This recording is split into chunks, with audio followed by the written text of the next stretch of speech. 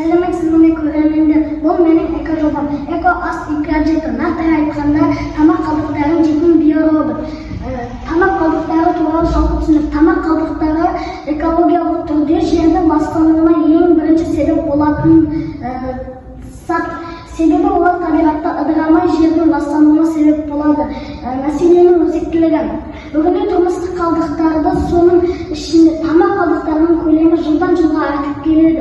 Әсіресе ас үйден шығатын органикалық қалдықтар. Дұрыс өңделмеген жағдайда қоршаған ортаға зиян келтіріп шығып, жағымсыз иіс шығарады.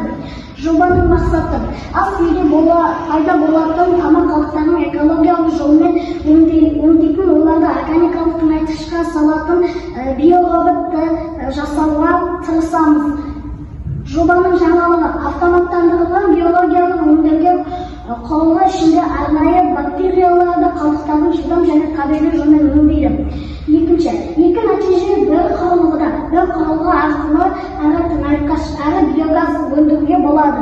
Смартфонмен басқару, арнайы мобильді қосымша арқылы құрылғыны бақылап, қалдық көлемін өңделу деңгейін, дайын тыңайтқыш пен энергияны тексеруге мүмкіндік береді. Иіссіз жұмыс жасауы. Құрылғыда орнатылған биофильтрлер жағымсыз иіссіз жояды. Бұл оны үй жағдайда қолдануға ыңғайлы етеді. Бұл менің жоба макетінің идеясы. Оны толықтай таныстыра кетейін. Бұл эко-ас гаджеті, нақтырақ айтқанда, қалдықтарды жейтін биоробот. Бұл қалдықтарды салу бөлімі, биологиялық өңдеу бөлімі, бұл жерге биогаз, бұл жерге тыңайтқыш салынады. Ал дайын тыңайтқыштар осы жаққа, газдар осы жаққа келеді. Бұл телефон, нақтырақ айтқанда, экобот приложениесі, тыңайтқыштар дайын деген цифрлық хабарлама келеді. Ал бұның қалай жұмыс жасайтынын айта кетсек, осы жерге қалдықтарды саламыз, және бұл жерге дайын тыңайтқыштар келеді, және бізге цифрлық хабарлама келеді.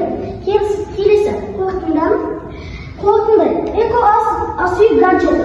Бұл экологияны сақтап, ресурстарды үнемдеуге бағытталған заманауи технологиялық шешім. Ол қоршаған ортаға зиян келтірмейтін қалдықтардың қайта өңдеу, энергия мен суды үнемдеу, сондай-ақ азық-түліктің сапасын сақтау үшін жасалған.